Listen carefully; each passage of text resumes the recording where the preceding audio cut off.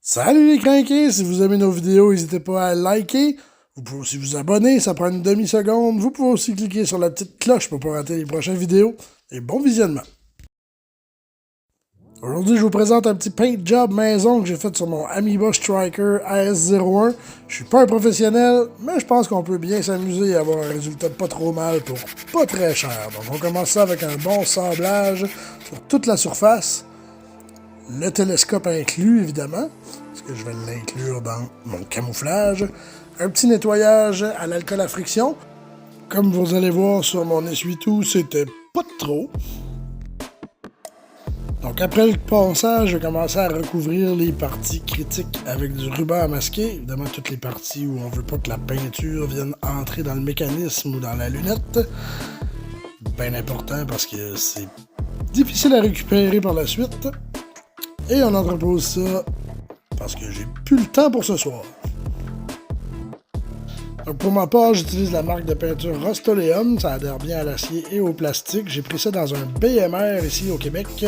Donc j'imagine qu'on peut retrouver ça dans beaucoup de quincailleries au Canada. Pour les gens en France, je ne sais pas trop si cette marque-là existe chez vous, mais vous avez sûrement un équivalent. Donc je fais une première couche couleur sable, dont je vais recouvrir la réplique en entier.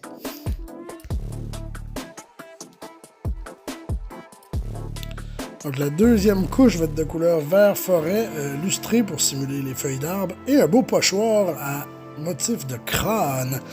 Donc je vais ajouter une couche de ça sur le fond sable. Ça devrait donner un effet feuille d'arbre assez convaincant, en plus d'ajouter un petit côté artistique à la réplique.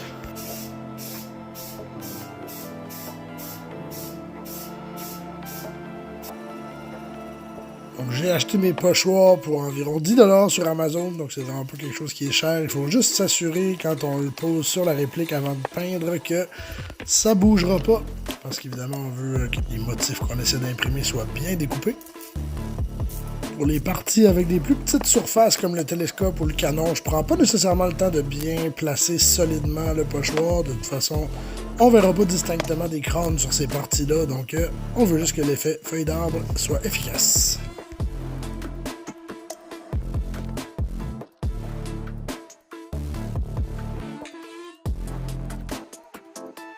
Donc pour la troisième couche, je vais utiliser un pochoir au motif électrique et une couleur brun foncé pour simuler un peu les branches d'arbres et le fond de la forêt qui est toujours un peu plus foncé que le reste dans notre champ de vision.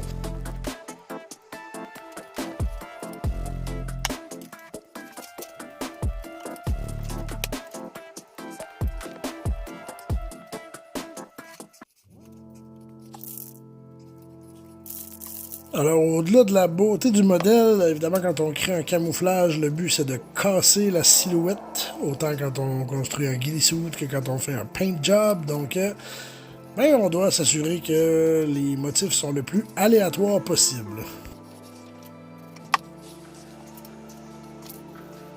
Donc, coût total de l'opération, 60$ et 4 heures de travail. Écoutez, pour un premier paint job amateur, je suis assez satisfait du résultat. Un peu trop lustré à mon goût, mais après quelques parties, il devrait se créer une belle patine sur la réplique qui devrait donner un effet très convaincant. D'ailleurs, je l'ai déjà essayé sur le terrain et il s'agence très bien avec mon ghillie suit. D'ailleurs, vous avez une vidéo sur la chaîne qui est disponible où je vous ai montré mon ghillie suit maison. Très efficace en partie. Je suis très satisfait du résultat. N'hésitez pas à me donner vos impressions en commentaire, c'est toujours apprécié et ça aide à s'améliorer. Salut les crinqués, bon airsoft!